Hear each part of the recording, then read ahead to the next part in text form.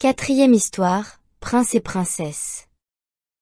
Encore une fois, Gerda dut se reposer, elle s'assit.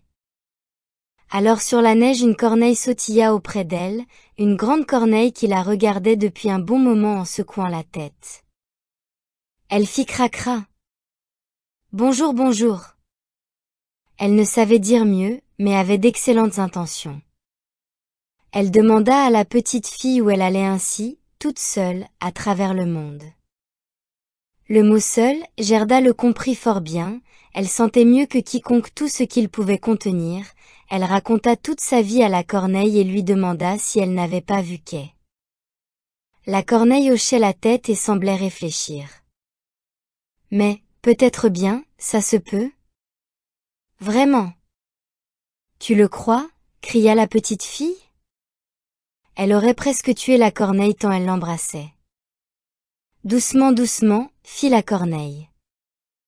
Je crois que ce pourrait bien être Kay, mais il t'a sans doute oublié pour la princesse. Est-ce qu'il habite chez une princesse? Demanda Gerda. Oui, écoute, mais je m'exprime si mal dans ta langue. Si tu comprenais le parler des corneilles, ce me serait plus facile. Non, ça je ne l'ai pas appris, dit Gerda, mais grand-mère le savait, elle savait tout. Si seulement je l'avais appris. Ça ne fait rien, je raconterai comme je pourrai, très mal sûrement. Et elle se mit à raconter. Dans ce royaume où nous sommes, habite une princesse d'une intelligence extraordinaire. L'autre jour qu'elle était assise sur le trône, ce n'est pas si amusant d'après ce qu'on dit, elle se mit à fredonner, pourquoi ne pas me marier? Tiens, ça me donne une idée, s'écria-t-elle. Et elle eut envie de se marier, mais elle voulait un mari capable de répondre avec esprit quand on lui parlait de toutes choses. Chaque mot que je dis est la pure vérité, interrompit la corneille. J'ai une fiancée qui est apprivoisée et se promène librement dans le château, c'est elle qui m'a tout raconté. Sa fiancée était naturellement aussi une corneille, car une corneille mâle cherche toujours une fiancée de son espèce. Tout de suite les journaux parurent avec une bordure de cœur et l'initiale de la princesse. On y lisait que tout jeune homme de bonne apparence pouvait monter au château et parler à la princesse, et celui qui parlerait de façon que l'on comprenne tout de suite qu'il était bien à sa place dans un château, que celui enfin qui parlerait le mieux, la princesse le prendrait pour époux. Oui, oui. Tu peux m'en croire, c'est aussi vrai que me voilà, dit la corneille, les gens accouraient, quelle foule, quelle presse, mais sans succès le premier, ni le second jour. Ils parlaient tous très facilement dans la rue, mais quand ils avaient dépassé les grilles du palais, vu les gardes en uniforme brodé d'argent, les laquais en livrée d'or sur les escaliers et les grands salons illuminés, ils étaient tout déconcertés, ils se tenaient devant le trône où la princesse était assise et ne savait que dire, sinon répéter le dernier mot qu'elle avait prononcé, et ça elle ne se souciait nullement de l'entendre répéter. On aurait dit que tous ces prétendants étaient tombés en léthargie, jusqu'à ce qu'ils se retrouvent dehors, dans la rue, alors ils retrouvaient la parole. Il y avait que, depuis les portes de la ville jusqu'au château, affirma la corneille. Quand ils arrivaient au château, on ne leur offrait même pas un verre d'eau. Les plus avisés avaient bien apporté des tartines mais ils ne partageaient pas avec leurs voisins, ils pensaient, s'il a l'air affamé, la princesse ne le prendra pas. Mais Kay, mon petit Kay, quand m'en parleras-tu? Était-il parmi tous ces gens-là? Patience, patience. Nous y sommes. Le troisième jour arriva un petit personnage sans cheval ni voiture, il monta d'un pas décidé jusqu'au château, ses yeux brillaient comme les tiens, il avait de beaux cheveux longs, mais ses vêtements étaient bien pauvres. C'était Kay, jubila Gerda. Enfin je l'ai trouvé. Et elle battit des mains.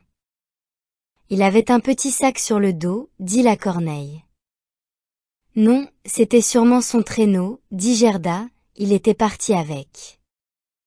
Possible, répondit la corneille, je n'y ai pas regardé de si près, mais ma fiancée apprivoisée m'a dit que lorsqu'il entra par le grand portail, qu'il vit les gardes en uniforme brodé d'argent, les laquais des escaliers vêtus d'or, il ne fut pas du tout intimidé, il les salua, disant « Comme ce doit être ennuyeux de rester sur l'escalier, j'aime mieux entrer. » Les salons étaient brillamment illuminés, les conseillers particuliers et les excellences marchaient pieds nus et portaient des plats en or, c'était quelque chose de très imposant. Il avait des souliers qui craquaient très fort, mais il ne se laissa pas impressionner. C'est sûrement qu'est, dit Gerda, je sais qu'il avait des souliers neufs et je les entendais craquer dans la chambre de grand-maman. Mais plein d'assurance, il s'avança jusque devant la princesse qui était assise sur une perle grande comme une roue de rouet. Toutes les dames de la cour avec leurs servantes et les servantes de leurs servantes, et tous les chevaliers avec leurs serviteurs et les serviteurs de leurs serviteurs qui eux-mêmes avaient droit à un petit valet, se tenaient debout tout autour, et plus ils étaient près de la porte, plus ils avaient l'air fiers. Le valet du domestique du premier serviteur qui se promène toujours en pantoufles, on ose à peine le regarder tellement il a l'air fier, debout devant la porte. Mais est-ce que Kay a tout de même eu la princesse? Si je n'étais pas Corneille, je l'aurais prise.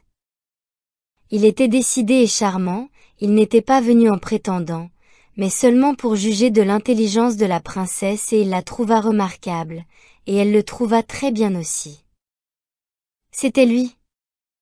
C'était Kay, s'écria Gerda, il était si intelligent, il savait calculer de tête même avec les chiffres décimaux. Oh! Conduis-moi au château. C'est vite dit, répartit la Corneille, mais comment?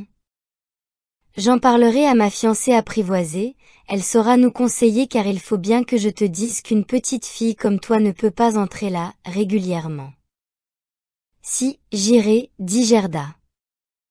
Quand Kay entendra que je suis là il sortira tout de suite pour venir me chercher. Attends-moi là, près de l'escalier.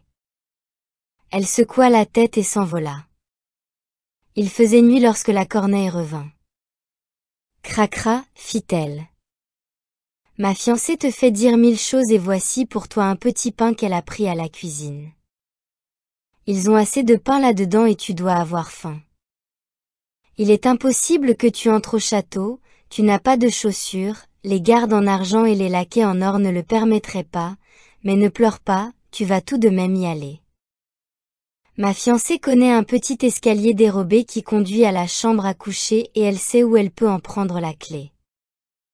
Alors la Corneille et Gerda s'en allèrent dans le jardin, dans les grandes allées où les feuilles tombaient l'une après l'autre, puis au château où les lumières s'éteignaient l'une après l'autre, et la Corneille conduisit Gerda jusqu'à une petite porte de derrière qui était entrebâillée. Oh! Comme le cœur de Gerda battait d'inquiétude et de désir, comme si elle faisait quelque chose de mal, et pourtant elle voulait seulement savoir s'il s'agissait bien de Kay, oui, ce ne pouvait être que lui, elle pensait si intensément à ses yeux intelligents, à ses longs cheveux, elle le voyait vraiment sourire comme lorsqu'ils étaient à la maison sous les roses. Il serait sûrement content de la voir, de savoir quel long chemin elle avait fait pour le trouver. Les voilà dans l'escalier où brûlait une petite lampe sur un buffet. Au milieu du parquet se tenait la Corneille apprivoisée qui tournait la tête de tous les côtés et considérait Gerda, laquelle fit une révérence comme grand-mère le lui avait appris. Mon fiancé m'a dit tant de bien de vous, ma petite demoiselle, dit la Corneille apprivoisée, du reste votre curriculum vitae, comme on dit, est si touchant. Voulez-vous tenir la lampe, je marcherai devant. Nous irons tout droit, ici nous ne rencontrerons personne. Il me semble que quelqu'un marche juste derrière nous, dit Gerda. Quelque chose passa près d'elle en bruissant, sur les murs glissaient des ombres, chevaux aux crinières flottantes et aux jambes fines, jeunes chasseurs, cavaliers et cavalières. Rêve que tout cela, dit la Corneille. Ils viennent seulement orienter vers la chasse les rêves de nos princes, nous pourrons d'autant mieux les contempler dans leur lit. Mais autre chose, si vous entrez en grâce et prenez de l'importance ici, vous montrerez-vous reconnaissante? Ne parlons pas de ça, dit la Corneille de la forêt. Ils entrèrent dans la première salle tendue de satin rose à grandes fleurs, les rêves les avaient dépassés et couraient si vite que Gerda ne put apercevoir les hauts personnages. Les salles se succédaient, l'une plus belle que l'autre, on en était impressionné, et ils arrivèrent à la chambre à coucher. Le plafond ressemblait à un grand palmier aux feuilles de verre précieux, et au milieu du parquet se trouvaient, accrochés à une tige d'or, 2 lits qui ressemblaient à des lits, l'un était blanc et la princesse y était couchée, l'autre était rouge et c'est dans celui-là que Gerda devait chercher le petit quai. Elle écarta quelques pétales rouges et aperçut une nuque brune. « Oh, c'est Kay !» cria-t-elle tout haut, en élevant la lampe vers lui. Les rêves à cheval bruissaient dans la chambre. Il s'éveilla, tourna la tête vers elle, et ce n'était pas le petit Kay. Le prince ne lui ressemblait que par la nuque mais il était jeune et beau. Alors la petite Gerda se mit à pleurer, elle raconta toute son histoire et ce que les corneilles avaient fait pour l'aider. « Pauvre petite !» s'exclamèrent le prince et la princesse. Ils louèrent grandement les corneilles, déclarant qu'ils n'étaient pas du tout fâchés mais qu'elles ne devaient tout de même pas recommencer. Cependant ils voulaient leur donner une récompense. « Voulez-vous voler librement ?» demanda la princesse, « ou voulez-vous avoir la charge de corneilles de la cour ayant droit à tous les déchets de la cuisine ?» Les 2 corneilles firent la révérence et demandèrent une charge fixe, elles pensaient à leur vieillesse et qu'il est toujours bon d'avoir quelque chose de sûr pour ces vieux jours. Le prince se leva de son lit et permit à Gerda d'y dormir. Il ne pouvait vraiment faire plus. Elle joignit ses petites mains et pensa, comme il y a des êtres humains et aussi des animaux qui sont bons. Là-dessus elle ferma les yeux et s'endormit délicieusement. Tous les rêves voltigèrent à nouveau autour d'elle, cette fois ils avaient l'air d'anges du bon Dieu, ils portaient un petit traîneau sur lequel était assis Kay, qui saluait. Mais tout ceci n'était que rêve et disparut dès qu'elle s'éveilla.